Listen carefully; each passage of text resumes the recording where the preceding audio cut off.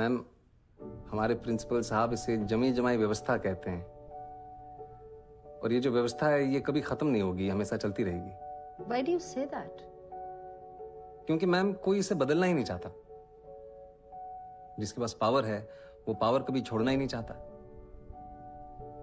गरीब अगर अनपढ़ रहेगा तभी तो भेड़ बकरियों की तरह इन नेताओं के इशारों पे चलता रहेगा। और सभी जानते हैं कि यही अनपढ़ लोग इनका वोट बैंक हैं जो एकदम राइट बात। नाम पे वोट देते आए हैं। इसलिए डॉक्टर अंबेडकर ने 1942 में कहा था, educate, agitate and organise.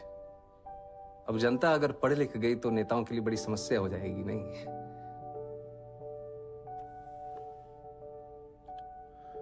Mr. Manoj, I think you're in the wrong chamber.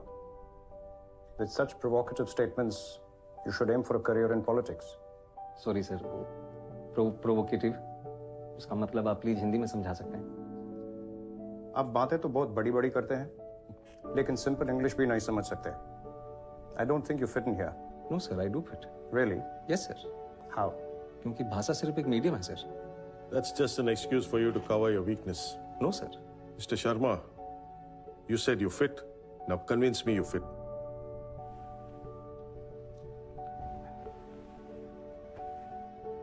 थोड़ा पानी पी सकता हूँ प्लीज? Go ahead. नहीं मैम, स्टील के ग्लास में मिल सकता है, कांच के ग्लास में पीने की आदत नहीं है। Don't waste our time. पानी साफ है ना? Yes sir. तो पी लीजिए।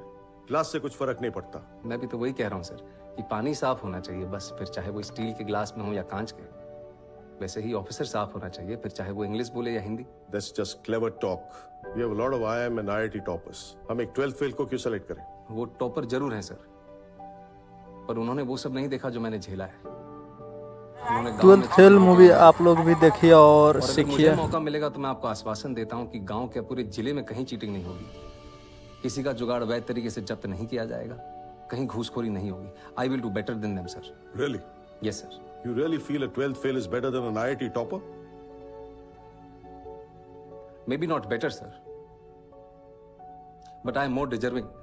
मैं उनसे कहीं ज्यादा योग्य हूं। How can you say that? I think you're delusional. Mount Everest पे चढ़ने वाले पहले इंसान सर एडमंड हिलरी थे। सबने उनका फोटो देखा है। लेकिन आंग्रीटा पहले शेरपा थे जिन्होंने एवरेस्ट बिना ऑक्सीजन सपोर्ट के चढ़ा था। मैंने उनकी फोटो देखी है सर, और मेरे विचार में उनका बिना सपोर्ट के चढ़ना ज्यादा बड़ी बात है। और मैं भी यहां तक सर बिना ऑक्सीजन सपोर्ट के पहुंचा हूं, वो भी नंगे पैर। Mr. Sharma, let me tell you one last thing. If Sir Edmund Hillary had not found the way, your Sherpa would have never reached the peak. Anyways, I'm done with it. Anyone else?